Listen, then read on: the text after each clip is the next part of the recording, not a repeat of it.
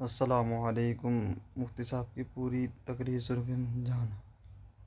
कुरान अज़ीम में अल्लाह ताला यूँ इरशाद फरमाता है, इसी तरह हमने हर नबी के साथ एक दुश्मन पैदा किया है,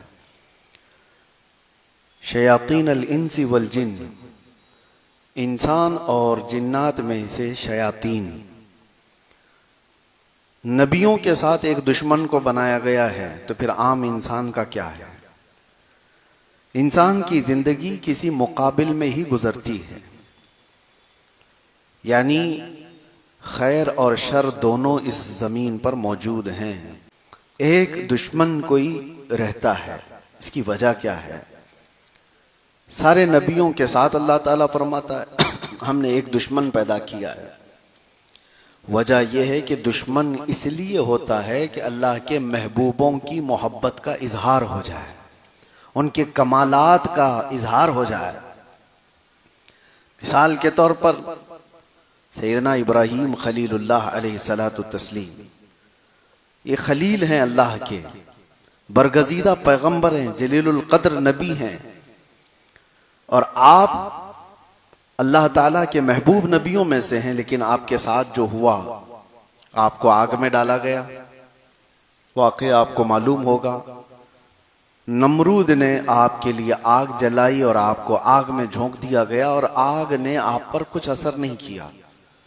अल्लाह ताला ने कुरान में फरमाया, कुलना या नारू कूनी बर्दन व सलामन अला इब्राहीम, हमने कह दिया ए आग इब्राहीम पर ठंडी हो जा, सलामती वाली हो जा। आग ठंडी हो गई, इब्राहीम अलैहिस्सलाम का कोई भी बाल बाका नहीं हुआ। अब ये जो कमाल इब्राहीम अलैहिस्सलाम का जाहिर हुआ, इसकी वजह क्या है? उस नमरूद का होना। वो दुश्मन इसलिए था कि अल्लाह के नबी के कमाल का इजहार हो जाए। आपकी जिंदगियों में भी ये मामलात होंगे, हर एक के साथ कोई ना कोई दुश्मन होगा। कोई ऐसा तस्वुर नहीं कर सकता कि मैं या फला सारे दुश्मनों से पाक हैं। और कभी कभार हमारे पास लोग आकर के कहते हैं कि हजरत फला मेरे साथ वो कर रहा है, ये कर रहा है, मैं तो किसी का बुरा चाहता ही नहीं। यहां एक कानून नहीं है कि आप किसी का बुरा चाह रहे हैं तभी आपके साथ कुछ बुरा हो रहा है। दुनिया बहुत सारे लोगों से ऐसी भरी हुई है जो खामोश चलने वालों के साथ भी दुश्मनी करती है। उनको ये जरूरी नहीं है कि आपने उनका कुछ बिगाड़ा हो, आप रास्ता चलने वाले हो, लेकिन उसके बावजूद भी कुछ लोगों को अच्छा नहीं लगता आपका रास्ता चलना। आप सर झुका करके चलते हो, ये भी बहुत सारे लोगों के लिए सही नहीं लगता। आप सर उठा के चलते हैं तो भी लोगों के लिए तकलीफ है। तो खामखा जो तकलीफ है लोगों को, हर एक का कोई ना कोई दुश्मन या छोटा होता है या बड़ा होता है। लेकिन हमारी जिंदगियों में किसी दुश्मन का होना ये इसलिए नहीं है कि हम सबको खत्म कर दिया जाए, बल्कि इसलिए है कि हम अल्लाह से ज्यादा करीब हो जाएं, उससे पनाह मांगने लग जाएं। दुश्मन से बचने के लिए रोजाना कुछ ना कुछ आप वजीफा करते रहेंगे, अल्लाह से दुआ करते रहेंगे। जब जब आप मुसीबतों में गिरफ्तार होते हैं, अल्लाह की तरफ दौड़ करके आते हैं। और फिर एक बात आपको मैं ये भी बता दूं, अल्लाह की जात पर यकीन और तवक्कुल इतना बढ़ जाता है। हम मुसलमान हैं, इस एतबार से मैं कह रहा हूं, दुश्मन चाहे जैसे भी हों, लेकिन मुसलमान ये सोचता है कि मेरे रब से बढ़कर ताकत किसकी है।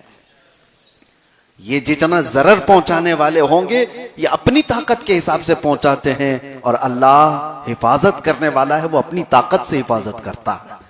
और कुरान में अल्लाह ताला ने फरमाया है, इसलिए हमारा यकीन बढ़ता चला जाता है। अगर आपका कोई दुश्मन ही ना हो तो आप खुद ही अपने आप को खुदा समझने लग जाएंगे। अगर कोई आपका दुश्मन ही ना हो तो आप खुद को यह समझने लग जाएंगे कि मेरा कौन क्या करता है, कुछ भी नहीं, मैं सेफ हूं। और जहां पता चला कि कुछ दुश्मन हैं जो ताकतवर भी हैं या साजिशी हैं या जाल बुनने वाले हैं, तो अंदर से एक खौफ पैदा होता है कि मेरी गफलत में कहीं वो मुझ पर हमला आवर ना हो जाए। इसलिए बारगाह रब्बुल इज्जत में रोजाना दुआ करता हूं कि मौला इन दुश्मनों से मेरी हिफाजत फरमा। मेरे अजीजों, हमारी और तुम्हारी ताकत का क्या कहना।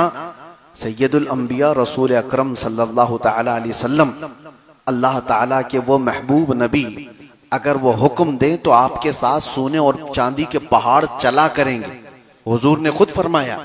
लेकिन उसके बावजूद मेरे आका सल्लल्लाहु तआला अलैहि वसल्लम दुश्मनों के शर से बचने की दुआ करते थे, दुश्मनों के शर से बचने की दुआ करते थे।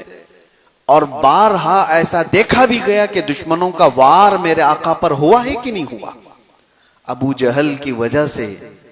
अच्छा, यहां पर यह भी मैं बता दूं, अबू जहल क्यों पैदा हुआ, क्यों आ गया हुजूर के मुकाबिल में, क्यों इतनी अजियतें दिया। मेरे अजीजों, अल्लाह ताला का कोई काम हिकमत से खाली नहीं होता, कोई काम हिकमत से खाली नहीं होता। फ़िअलुल हकीम ला यखलु अनिल हिकमा। अबू जहल के होने की वजह से रसूल पाक सल्लल्लाहु तआला अलैहि वसल्लम के कई मौजज़ात का इजहार हुआ है। कंकरियों ने कलमा पढ़ा, हुजूर का ये कमाल देखा दुनिया ने। या अबू जहल इस तरह का दुश्मन होने की वजह से उसने इनकार किया और मेरे आका ने इजहार करके दिखाया। उसने कहा कि ये नबी नहीं है, इनका अगर कुछ है तो जमीन पर चल रहा होगा जादू, आसमान पर चला करके दिखाएं कुछ। हुजूर ने इशारा किया और चांद दो टुकड़े हो गया। उसका इनकार करना था, मेरे आका ने इजहार करके दिखाया।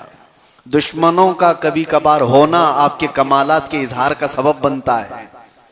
हाँ, इसीलिए इकबाल ये कहता है, तुम दिए बादे मुखालिफ से न घबरा है औकाब, ये आती है तुझे ऊंचा उड़ाने के लिए।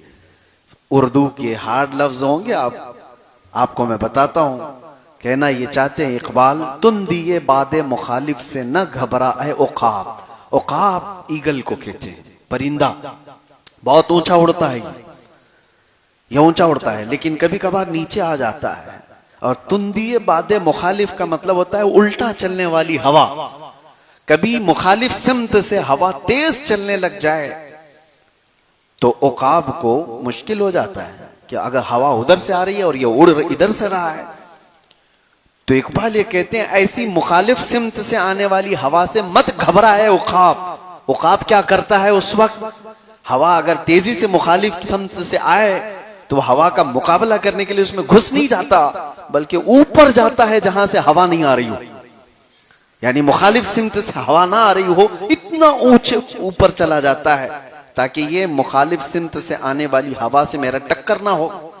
तो इकबाल ये कहता है, मुखालिफ सिमत से आने वाली तेज हवाओं से न घबरा ए औकाब, ए उम्मत मोहम्मदिया, ये आती है तुझे ऊंचा उड़ाने के लिए। तुम इनसे ऊपर चले जाओ, तुम्हें तुम्हारी हैसियत बताने के लिए दुश्मन आते हैं।